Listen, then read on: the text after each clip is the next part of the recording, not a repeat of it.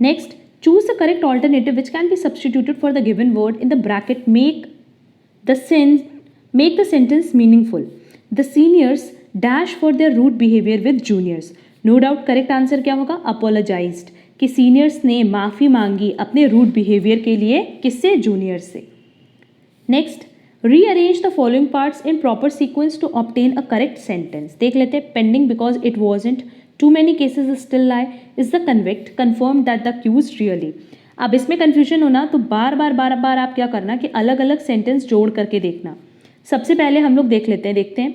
To many cases still lie, no doubt lie के बाद क्या होगा? Pending, because it wasn't confirmed, क्योंकि ये कन्फर्म नहीं था कि जो अक्यूज्ड है वही एक्चुअली में कन्विक्ट है, मतलब जिसको हमने पकड़ा है उस केस में वही एक्चुअली में गिल्टी है, ये कन्फर्म नहीं था. क्लियर? तो हमारे पास जो इक्वेशन बना वो क्या है? 2143. अब आप बोलोगे कि मैम आपने 2 से क्यों शुरू किया? क्योंकि 2 का टी कैपिटल था. Clear? Next, select the correctly spelled word. No doubt dialogue, ये करेक्ट स्पेलिंग है, that is D. Next, choose the appropriate meaning of the idiom of phrase. Caught between two stools, इसका मतलब होता है difficulty in choosing between two alternatives. Now next, fill in the blanks with appropriate preposition. He comes of a family which has a passion for playing a cricket. That is correct answer क्या होगा? D. Next, choose a pair of words which has a similar relationship to that between the given pairs of words. If Charles Darwin is a biologist, then Archimedes is too. No doubt mathematicians. तो correct answer होगा A. Next, pick the word or phrase which is most nearly opposite in meaning to give word majestic. इसका opposite होता है inferior. Basically Majestic मतलब superior, and इसका opposite क्या हो जाएगा? इंफीरियर. नेक्स्ट, अभी तक जो हमने क्वेश्चन डिस्कस किए, कुछ क्वेश्चंस इंग्लिश के थे और अब हम लोग जो डिस्कस करेंगे ना वो बेसिकली करंट अफेयर से रिलेटेड है. तो एग्जाम में जो भी करंट अफेयर्स आएंगे ना वो करंट ईयर से रिलेटेड आएंगे, बट क्योंकि यहाँ क्वेश्चन इंक्लूड किया है तो हम उस पर डिस्कशन कर ले रहे हैं. Which institution has topped the Times Higher Education Asia University ranking 2017. क्योंकि क्वेश्चन पेपर 2017 का, इसलिए क्वेश्चन भी कब का पूछा है? 2017 का. सी होगा इसका answer, national university of Singapore. Next, who of the following took charge as new deputy of chief minister of Uttar Pradesh. इसका करेक्ट आंसर है C, Keshav Prasad Maurya and Dinesh Sharma. Basically अगर चीफ मिनिस्टर की बात करें तो योगीनाथ जी हैं, और न्यू डिप्टी चीफ मिनिस्टर पूछा था तो इसका आंसर होगा Keshav Prasad Maurya and Dinesh Sharma. Next, which city has become the first Indian city to offer 1 Gbps wired broadband internet service? Correct answer है B, Hyderabad. Next, who will be the chairman of the new entity formed by the merger of Vodafone and Idea? इसका correct answer होगा Kumar Mangalam Birla. Correct answer क्या होगा? A. Next, under what brand name does Salman Khan propose to launch a range of smartphones in India? Basically इसका answer Realme है, जो कि हमें option में नहीं मिला. Next, which accounting firm that handles the Oscar back-end processes has owned up for the error of opening the wrong envelope for Best Picture? Correct answer है Price Water Cooper, that is A. Which company has sued the makers of Jolly LLB 2 because it shows the brand of footwear as a down market brand? Correct answer होगा A, Bata. Who has been appointed by the government as a new chairman of SEBI?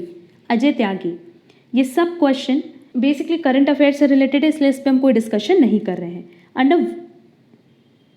Under what brand name will Hindustan Unilever launch FMCG products to take on the challenge of Patanjali?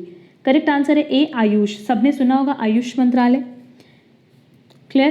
Question number 47 का answer हम confirm नहीं है. So for 48. Now 49, which country announced demonetization after India but has now withdrawn after chaos? Correct answer है ए, Venezuela. Again question number 50 के लिए हम answer confirm नहीं है. अगर इनमें से 47, 48 और 50 का किसी को भी आंसर आता होगा तो कमेंट बॉक्स में कमेंट करना, सो दैट बाकी स्टूडेंट्स भी उसको कवर कर पाए. Now next, marketing focuses on the needs of share holders, wealth, producer, retailer, customer.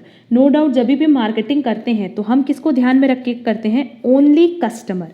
हमारा मेन फोकस क्या होता है? कस्टमर की. कस्टमर को कौन सा प्रोडक्ट पसंद आएगा, किस तरीके से हम उनकी नीड्स को सेटिस्फाई करें और किस तरीके से उनकी प्रॉब्लम्स को सॉल्व करें. Next, a paste analysis is an analysis of the अगर हम पेस्ट एनालिसिस की बात करें तो नो डाउट ये एक्सटर्नल मैटर्स को कवर करता है रिलेटेड टू मैक्रो इन्वायरमेंट। तो करेक्ट आंसर क्या हो जाएगा? ए। और अगर इसके फुल फॉर्म की बात करें तो political, economical, social and technological environment की बात होती है। तो ये सारे के सारे इन्वायरमेंट क्या है? External. Next, market segmentation is the identification of portion of the market that are no doubt different from one another. क्योंकि मार्केट सेगमेंटेशन का मतलब ही यही होता है कि जब हम मार्केट को सेगमेंट करते हैं, अलग अलग पार्ट में डिस्ट्रीब्यूट करते हैं, सो दैट हम प्रॉपर तरीके से कस्टमर की नीड को सेटिस्फाई कर पाए। तो करेक्ट आंसर क्या होगा? A. Next, in which state is Airtel piloting its payment bank the first in the country? Rajasthan. Coordination between different departments at the same level in the chain of command is called. देखो simply क्या कह रहा है? Same level पे कह रहा है, और हमने बताया था कि अगर हम हॉरिजॉन्टल कम्युनिकेशन की बात करें तो वहाँ किसकी बात होती है? सेम लेवल की। तो करेक्ट आंसर होगा बी, हॉरिजॉन्टल कोऑर्डिनेशन। और हमने इस पे पूरी डिटेल क्लास अपलोड की हुई है रिलेटेड टू बिजनेस कॉम्बिनेशन। इसलिए हमने बोला कि बिजनेस कॉम्बिनेशन बेसिकली हर एक यूनिवर्सिटी का पार्ट है, क्योंकि ओवरऑल ये बिजनेस मैनेजमेंट में कवर होता है। नेक्स्ट, क्वेश्चन नंबर 56 का आंसर आप लोग बताओगे कमेंट बॉक्स में कमेंट करके कि इसका आंसर क्या होगा। Next, to know degree of association between variables one needs to understand. अगर आपको रिलेशनशिप के बारे में जानना है, दैट इज एसोसिएशन के बारे में, तो आपको कोरिलेशन टेस्ट करना होगा। और कोरिलेशन रिग्रेशन पे हम बहुत जल्दी क्लास अपलोड करने वाले अपने सेकंड चैनल पे। तो आप सेकंड चैनल से अगर अभी तक नहीं जुड़े तो जुड़ जाना, सो दैट आपको स्टैटिस्टिक्स से रिलेटेड पूरी डिटेल क्लास हम वहाँ प्रोवाइड कर रहे हैं। अब बहुत सारे स्टूडेंट्स को लगता है कि स्टैट से तो 2-3 क्वेश्चन आता है तो वो हम स्किप कर सकते हैं। नहीं, कोई भी नहीं बता सकता कि किस ईयर यूनिवर्सिटी किस सब्जेक्ट से कितना क्वेश्चन पूछेगी। हर एक सब्जेक्ट आपके लिए इक्वली इंपॉर्टेंट है। Next, grapevine is created is an no doubt informal organization. क्योंकि बेसिकली ग्रेपवाइन में क्या होता है? कोई भी किसी से भी कम्युनिकेट कर सकता है। Next, a good budget is fixed, rigid, flexible, liked by all. No doubt budget ऐसा होना चाहिए ना जिसको हम बहुत ही ईजिली फ्लक्चुएट कर सकें, टाइम टू टाइम उसको चेंज कर सकें। तो करेक्ट आंसर क्या होगा? C. Next, select the option that is not an important source of international finance. Important source की बात क्या है? यूरो करेंसी लोन है, यूरो बॉन्ड्स है, डिपॉजिटरी रिसीट्स है।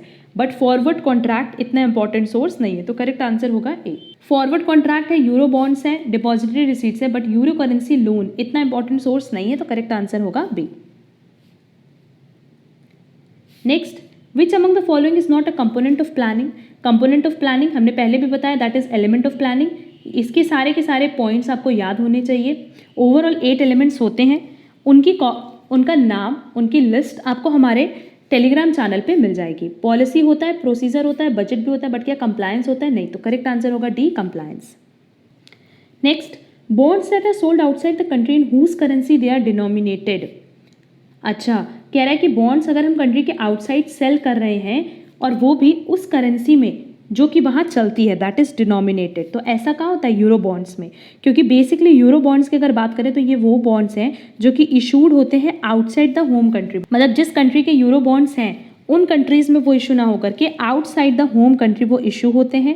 Clear? And euro bonds usually denominated होते हैं in a currency other than that of the country of placement. मतलब जो उसको इशू कर रही है उसकी करेंसी में ना होकर के जिसको इशू कर रही है उसकी करेंसी में होता है। क्लियर? तो करेक्ट आंसर क्या होगा? ए।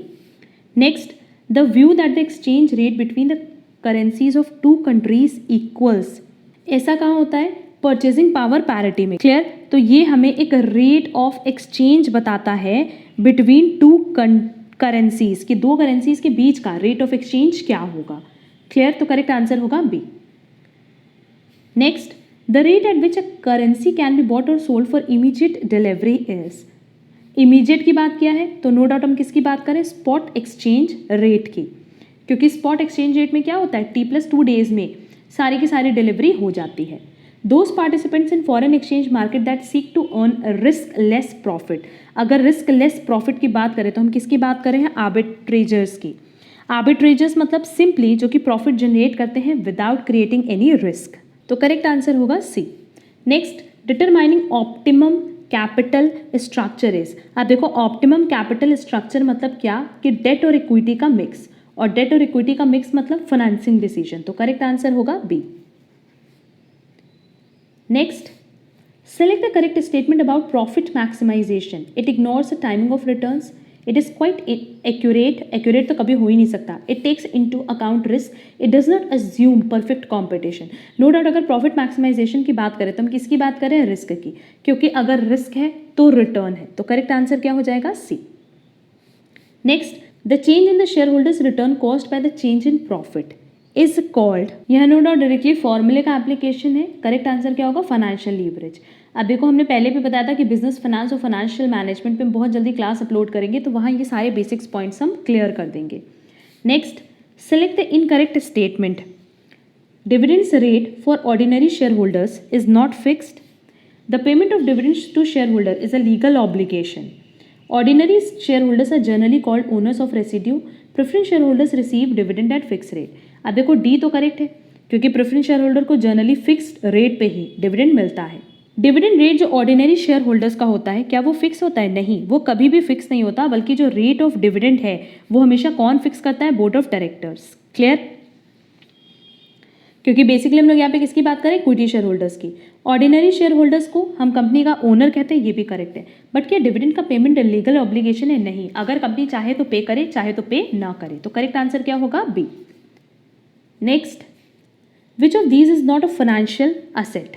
फाइनेंशियल एसेट की बात करें, बॉन्ड है, शेयर है, लीगल लीज ऑब्लिगेशन है, बट क्या पेटेंट है? नहीं. बेसिकली इसमें bond, share, cash, mutual fund, bank deposit सब आएगा फाइनेंशियल असेट्स में. क्लियर? तो करेक्ट आंसर क्या होगा? D, patents. Next, financial decisions of the firm are guided by risk return trade off. जितना रिस्क उसके अकॉर्डिंग अगर रिटर्न मिल रहा है तो उसी पे हम चलते हैं, मतलब उसी पे हम अपने फाइनेंस का डिसीजन लेते हैं कि हमें कहाँ पे कितना पैसा इन्वेस्ट करना है. Next, the change in profit due to change in sales is referred to as operating leverage. Next, the expected rate of return that an investor could earn by investing his money in financial assets of equivalent risk is called. इस पूरे process को हम कहते हैं opportunity cost of capital. Clear? कि अगर हमने अपने फाइनेंशियल एसेट को इन्वेस्ट किया एक particular expected rate of return पे, तो वो क्या माना जाता है? Opportunity cost of capital. क्योंकि यहाँ पे हम क्या मान करके चल रहे हैं कि हमें इतना मिलेगा, तो इतना मिला नहीं, हमने ये वाला ऑप्शन नहीं लिया, हमने क्या किया? दूसरा ऑप्शन लिया है. Next, dash is planned effort to enable employees to learn job related knowledge, skill and behavior. इसका करेक्ट आंसर होगा ट्रेनिंग. नो डाउट, क्योंकि आपको जो ट्रेनिंग दी जा रही है वो इसी पर्पज से दी जा रही है कि आपको प्रॉपर नॉलेज मिल सके, आपके काम से रिलेटेड स्किल, बिहेवियर मिले. Clear?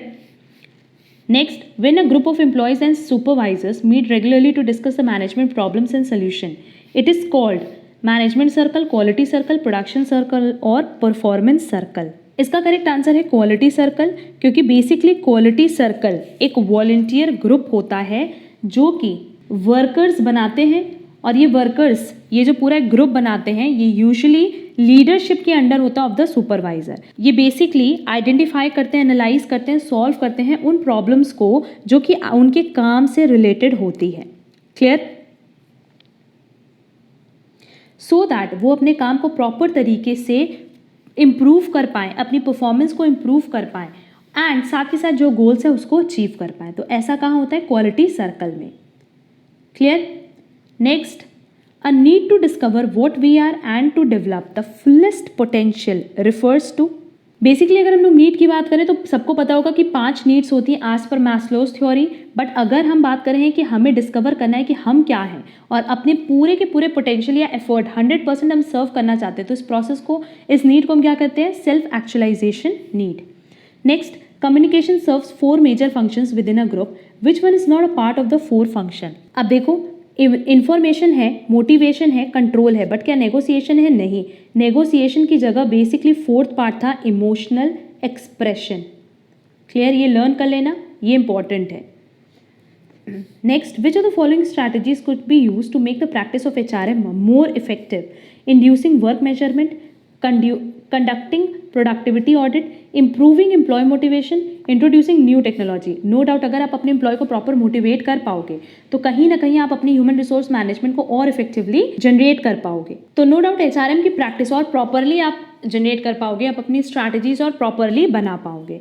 Next, which of the following refers to process through which an organization seeks applicants for potential employment. इसका करेक्ट आंसर होगा सी, रिक्रूटमेंट, क्योंकि रिक्रूटमेंट में हम क्या करते हैं, एप्लीकेशन मंगवाते हैं और उनमें से जो बेस्ट होता है उसको सेलेक्ट करते हैं, तो करेक्ट आंसर होगा C. Next, which of the following emphasizes on to do what you are best at and leave all other non-value added activities to more suitable players। ये पूरा प्रोसेस कोर कॉम्पिटेंसी का है कि जो जितना ज़्यादा competent है, जो जिस फील्ड में कॉम्पिटेंट है, आप उससे वही काम कराओ। क्लियर? तो करेक्ट आंसर क्या हो जाएगा, B, core competency. Next, which of the following test is the simplest and most widely used non parametric test. इसका करेक्ट आंसर होगा A, chi square test. Next, if everyone who is faced with a similar situation responds in the same way, attribution theory states that the behavior shows consensus, similarity, reliability और consistency। इसका correct answer होगा ए, consensus, क्योंकि consensus का मतलब ही यही होता है कि एक ऐसा स्टेट जहाँ बाकी लोग भी बिहेव करेंगे सिमिलरली या वो सेम मैनर पे ही एक पर्टिकुलर सिचुएशन को रिस्पॉन्ड करेंगे। Clear? Next, in order to find the degree of relationships we have to use a statistical test called, अगर डिग्री की बात करें, इसका करेक्ट आंसर होगा डी, पियर्सन्स कोरिलेशन, क्योंकि अगर कोरिलेशन की बात करें तो ये दो वेरिएबल्स के बीच का रिलेशनशिप बताता है कि दो वेरिएबल आपस में किस तरीके से रिलेटेड है, पॉजिटिवली, नेगेटिवली या zero correlation. Next, Sudhir is conducting a interview for hiring sales executive for his organization. He needs to know about the personality of the person, which of the following methods would he use. देखो, simply याद रखना कि अगर हम बात कर रहे हैं पर्सनालिटी की, तो पर्सनालिटी के बारे में अगर आपको जानना है तो आपको साइकोलॉजिकल टेस्ट करना होगा, क्योंकि with the help of psychological test हम बहुत ही ईजिली बता सकते हैं कि पर्सन की पर्सनालिटी कैसी है। Next,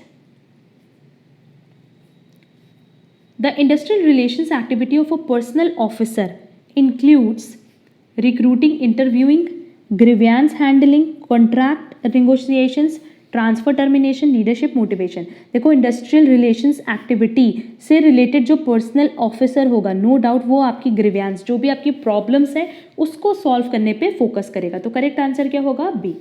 next, the human relations is an outcome of the famous study known as Hawthorne study, क्योंकि किसकी बात कर रहा है, ह्यूमन रिलेशन की, और ह्यूमन रिलेशन किस पे बेस्ड होता है, हॉथॉर्न स्टडी पे।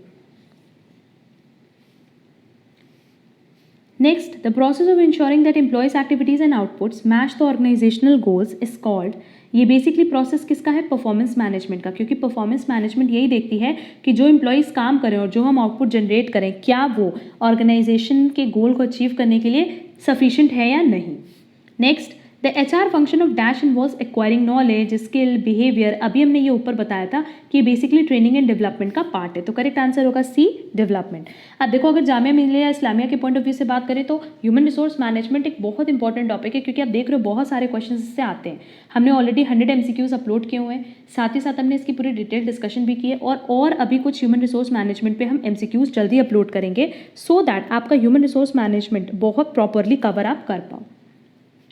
Next, the fund available with a company after paying all claims including tax and dividend, सब कुछ देने के बाद जो पैसा बचता है वो क्या कहलाता है, profit, that is retained earning.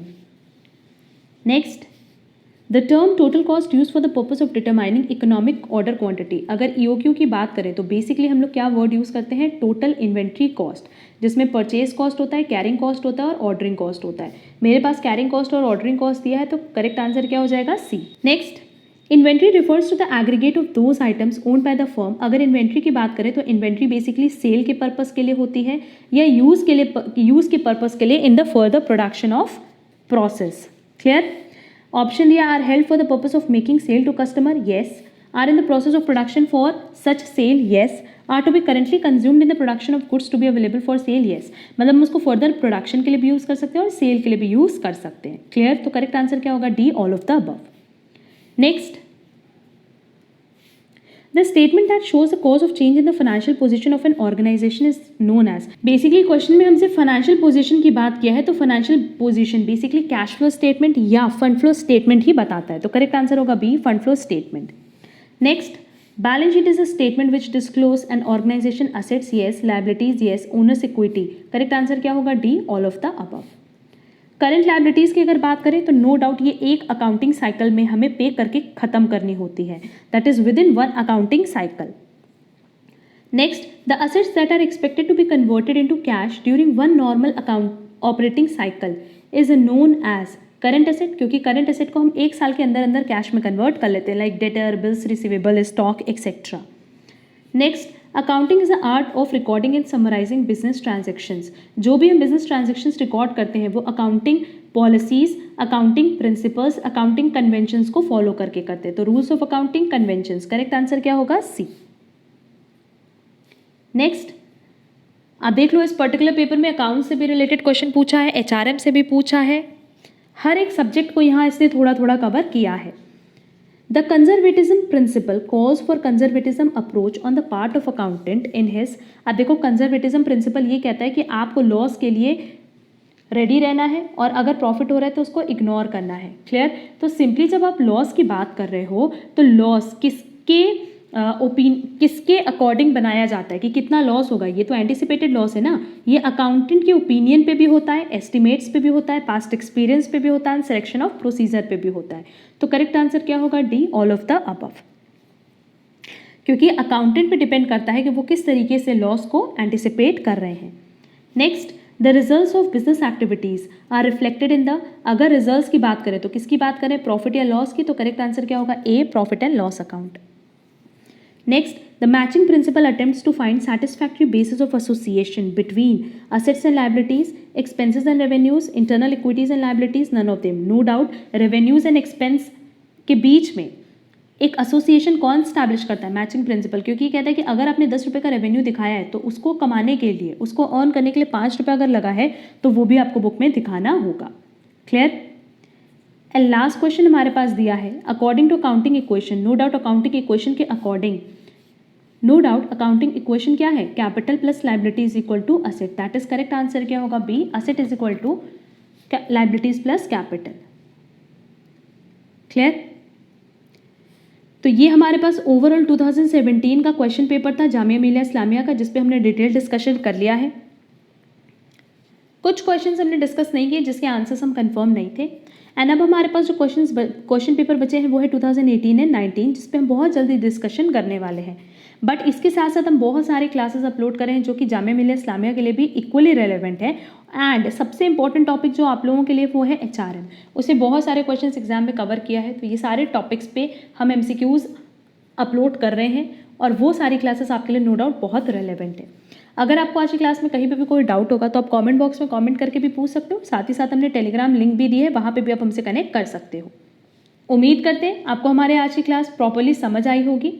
अगर आप हमारे चैनल पर नए हो तो आप चैनल को सब्सक्राइब जरूर कर देना, सो दैट आपको बाकी क्लासेस के नोटिफिकेशन टाइमली मिल पाए. अब हम लोग मिलेंगे हमारी नेक्स्ट क्लास में, जहाँ हम लोग 2018 एंड 19 के क्वेश्चन पेपर पर डिस्कस करेंगे. आज के लिए बस इतना. Thank you so much.